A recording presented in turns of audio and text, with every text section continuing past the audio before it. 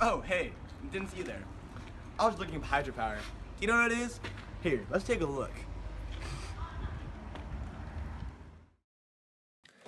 Hydropower is an entirely renewable energy source derived from the energy of falling or fast-moving water and is used to generate electricity. Dams and rivers are the major main sources of hydropower. The dam raises the water level of a river to create falling water. When water falls, it falls onto a turbine where this turbine converts the kinetic energy of falling water into mechanical energy. As the turbines spin, it causes the generator to spin as well, and this motion converts the mechanical energy into electrical energy, where transmission lines carry electricity from the hydropower plants to wherever it needs to go. Methane emissions tend to be some of the byproducts from hydropower, as the reservoirs of power plants in tropical regions tend to produce a lot of it because there is plant material decaying in an anaerobic environment. Now, with regards to dams and reservoirs in our specific part of the country, they exist in Los Angeles and Orange County, but not in our exact nearby area. Some dams and reservoirs include the Silver Lake Reservoir, the Carbon Canyon Dam, Santiago Dam, and the Castaic Dam. Hydropower has some crazy effects on the environment. Let's check it out with our environmentalist. The great thing about hydropower and dams is that there are relatively no negative consequences coming from the actual harnessing of the energy. Unlike harnessing energy from natural gas or oil, there are no GHGs produced from harnessing water energy. Another great thing is that it uses water, which is a renewable and natural resource that is constantly flowing and giving energy to the earth. However, some downsides are what kind of effects the actual dam has on the river life. The dam wall itself blocks fish migration, which in some cases and with some species completely separates spawning habitats from rearing habitats. This is why we have involved the fish ladder, which creates a way for fish to climb up the ladder and continue on in the upper part of the river and go back to their migration spot.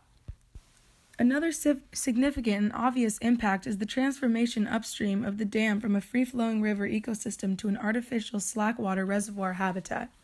Changes in temperature, chemical composition, dissolved oxygen levels, and the physical properties of a reservoir are often not suitable to the aquatic plants and animals that evolved with the given river system. This would cause a lot of animals to not be able to live there anymore. A dam also holds back sediments that would naturally replenish downstream ecosystems.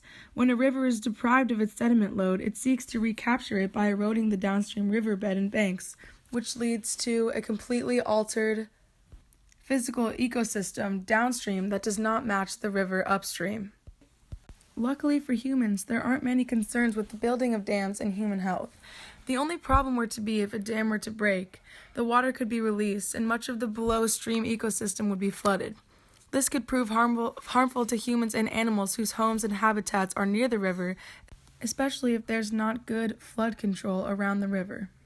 Aside from some of the negative effects of dams, the wonderful thing about this energy source is that it is completely sustainable and does not contribute to climate change, as we are harnessing energy from movement rather than burning or changing the state of something in order to extract energy.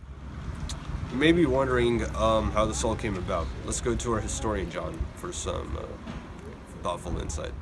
Hydroelectric power is old, but how old is it? The Greeks were the first to utilize this energy resource. More than 2,000 years ago, they engineered water wheels for grinding wheat into flour. The first hydroelectric power plant was built and used in Niagara Falls in 1879 to provide power to the city. Hydroelectric power now accounts for 7% of the total energy production in the U.S. and represents 16% of the total electricity production across the globe. China is the largest producer, followed by Canada, Brazil, and the U.S. In the U.S., hydroelectric stations exist in 34 states, including Washington, Virginia, Nevada, Arizona, and Oregon. This technology provides new job opportunities, improving living standards in developing regions, and economic growth.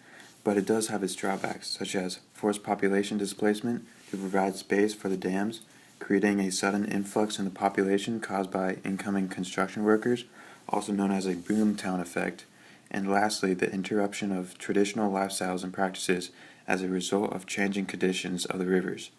As for our community in PV, it would be highly unlikely to begin using this power source because we have no perennial streams to bring us reliable and consistent power year-round. Good evening. You're probably wondering how much this will cost. Let's go to Grant for some advice. The best fossil fuel plants are only 50% efficient.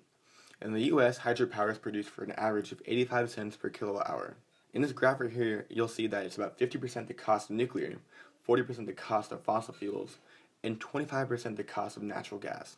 Clearly, before getting money from the dam, you need to build the dam. So, with adequate turbines, you can capture electricity that is created by water rushing through. These dams can be expensive, but will eventually pay for themselves over time. By capturing electricity 24/7 and storing it / selling to people, you will create enough money to repay for the dam and even produce a profit. Unfortunately, there are no beneficial byproducts to this dam, although it is very clean and provides lots of jobs. These jobs are for people who build and maintain the dam. It also creates jobs for the electricians and mechanics who work inside the dam. Panda.